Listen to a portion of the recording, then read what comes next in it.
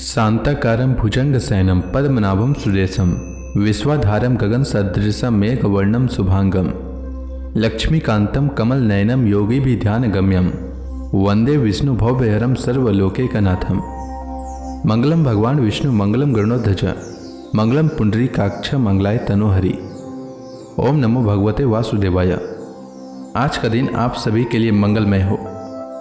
आइए सुनते हैं चैत्र मास कथा का 26वां अध्याय। राजा परीक्षित ने श्री सुखदेव जी से कहा, मुनिवर, अब मैं वह उपाय जानना चाहता हूं जिसके अनुष्ठान से मनुष्यों को अनेकानेक भयंकर यातनाओं से पूर्ण नरकों में न जाना पड़े। आप कृपा करके उसका उपदेश कीजिए। श्री सुखदेव जी ने कहा, मनुष्य मन, वाणी और शरीर से पाप करता है। यदि वह उन पापों का इसी जन्म में प्रायश्चित न कर ले तो मरने के बाद उसे अवश्य ही उन भयंकर यातना पूर्ण नरकों में जाना पड़ता है जिनका वर्णन मैंने तुम्हें सुनाया है।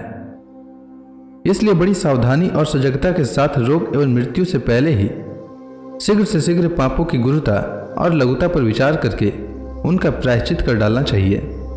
जैसे मर्मज्ञ चिकित्सक रोगों का कारण और उनकी गुरुता लघुता जानकर झटपट उनकी चिकित्सा कर डालता है।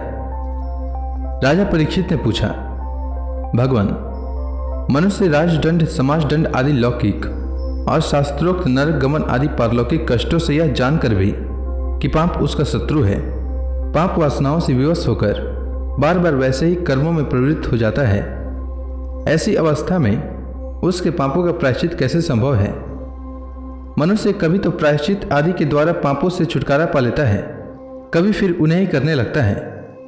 ऐसी स्थिति में मैं समझता हूं कि जैसे स्नान करने के बाद धूल डाल लेने के कारण हाथी का स्नान व्यर्थ हो जाता है, वैसे ही मनुष्य का प्रायश्चित करना भी व्यर्थ ही है। श्री सुखदेव जी ने कहा, वस्तुतः कर्म के द्वारा ही कर्म का निर्बीज नाश नहीं होता, क्योंकि कर्म का अधिकारी अज्ञानी है। अज्ञान रहते पाप वासनाएं सर्वथा नहीं मिट सकती। इसलिए सच्चा प्रायश्चित तो तत्व ज्ञान ही है।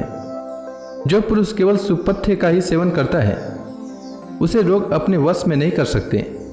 वैसे ही परीक्षित, जो पुरुष नियमों का पालन करता है वह धीरे धीरे पाप वासनाओं से मुक्त हो कल्याणप्रद तत्व ज्ञान प्राप्त करने में समर्थ होता है।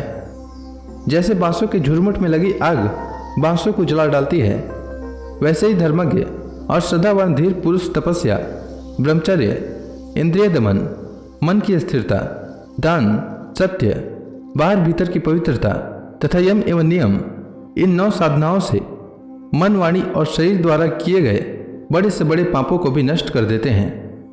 भगवान की शरण में रहने वाले भक्तजन केवल भक्ति के द्वारा अपने सारे पापों को उसी प्रकार भस्म कर देते हैं जैसे सूर्य कुहरे को। परीक्षित, पापी पुरुष की जैसी शुद्धि भगवान को आत्मसमर्पण करने से और उनके भक्तों का सेवन करने से होती है, वैसी तपस्या आदि के द्वारा नहीं होती। जगत में यह भक्ति का पंथ ही सर्वश्रेष्ठ, भय रहित और कल्याण स्वरूप है, क्योंकि इस मार्ग पर भगवत परायण सुशील साधु जन चलते हैं। परीक्षित, जैसे शराब से भरे घड़े को नदियां पवित्र नहीं कर सकती, वैसे ही बड़े से बड़े प्रायश्चित बार बार किए जाने पर भी भगवत विमुख मनुष्य को पवित्र करने में असमर्थ है। जिन्होंने अपने भगवत गुणानुरागी मन मधुकर को भगवान श्री कृष्ण के चरणारविंद मकरंद का एक बार पान करा दिया, उन्होंने सारे प्रायश्चित कर लिए। वे स्वप्न में भी यमराज और उनके पासधारी दूतों को नहीं देखते, फिर नरक की तो बात ही क्या है।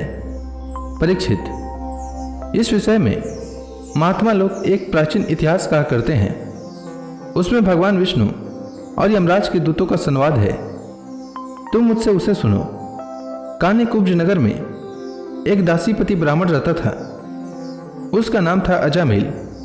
दासी के संसर्ग से दूषित होने के कारण उसका सदाचार नष्ट हो चुका था। वह पतित कभी बटोहियों को बांधकर उन्हें लूट लेता, कभी लोगों को जुए के छल से हरा देता, किसी का धन धोखाधड़ी से ले लेता तो किसी का चुरा लेता। इस प्रकार अत्यंत निंदनीय वृत्तियों का आश्रय लेकर वह अपने कुटुंब का पेट भरता रहा और दूसरे प्राणियों को भी सताता रहा। परीक्षित, इसी प्रकार वह वहां रहकर दासी के बच्चों को लालन पालन करता रहा। इस प्रकार उसकी आयु का बहुत बड़ा भाग 88 वर्ष बीत गया। बूढ़े अजामिल के 10 पुत्र थे। उनमें सबसे छोटे का नाम था नारायण। माँ बाप उससे बहुत प्यार करते थे। वृद्ध अजामिल ने अत्यंत मोह के कारण अपना संपूर्ण हृदय अपने बच्चे नारायण को सौंप दिया था। वह अपने बच्चे की तोतली बोली सुन सुनकर तथा बाल सुलभ खेल देख देख कर फूला नहीं समाता था। अजामिल बालक के स्नेह बंधन में बंध गया था। जब वह खाता तब उसे भी खिलाता, जब पानी पीता तो उसे भी पिलाता। इस प्रकार वह अतिशय मूढ़ हो गया था। उसे इस बात का पता ही नहीं चला कि मृत्यु मेरे सिर पर आ पहुंची है। वह मूर्ख इसी प्रकार अपना जीवन बिताता रहा था कि मृत्यु का समय आ पहुंचा। अब वह अपने पुत्र बालक नारायण के संबंध में ही सोचने विचारने लगा। इतने में ही अजामिल ने देखा कि उसे ले जाने के लिए अत्यंत भयावने 3 यमदूत आए हैं। उनके हाथों में फांसी है, मुंह टेढ़े टेढ़े हैं और शरीर के रोए खड़े हुए हैं। उस समय बालक नारायण वहां से कुछ दूरी पर खेल रहा था। यमदूतों को देखकर अजामिल अत्यंत व्याकुल हो गया और उसने बहुत ऊंचे स्वर से पुकारा, नारायण। भगवान के पार्षदों ने देखा कि यह मरते समय हमारे स्वामी भगवान नारायण का नाम ले रहा है, उनके नाम का कीर्तन कर रहा है। अतः वे बड़े वेग से झटपट वहां आ पहुंचे। उस समय यमराज के दूत दासीपति अजामिल के शरीर में से उसके सूक्ष्म शरीर को खींच रहे थे। विष्णु दूतों ने उन्हें बलपूर्वक रोक दिया। उनके रोकने पर यमराज के दूतों ने उनसे कहा, अरे धर्मराज की आज्ञा का निषेध करने वाले तुम लोग हो कौन? तुम किसके दूत हो? कहां से आए हो? और इसे ले जाने से हमें क्यों रोक रहे हो? क्या तुम लोग कोई देवता, उपदेवता अथवा सिद्ध श्रेष्ठ हो? हम देखते हैं कि तुम सब लोगों के नेत्र कमल दल के समान कोमलता से भरे हैं। तुम पीले पीले रेशमी वस्त्र पहने हो, तुम्हारे सिर पर मुकुट, कानों में कुंडल और गलों में कमल के हार लहरा रहे हैं। सबकी नई अवस्था है, सुंदर सुंदर 4-4 भुजाएं हैं। सभी के कर कमलों में धनुष, तरकस, तलवार, गदा, शंख, चक्र और कमल आदि से शोभित हैं।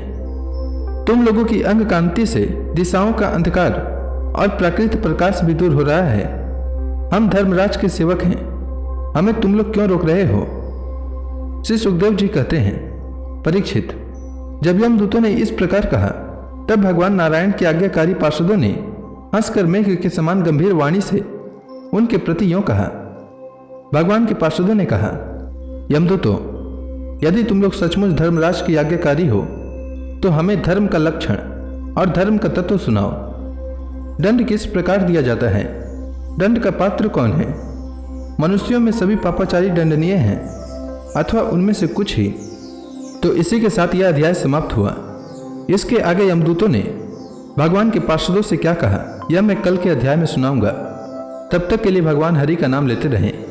तो प्रेम से बोलिए भगवान विष्णु की जय, श्री कृष्ण भगवान की जय, समस्त देवी देवताओं की जय।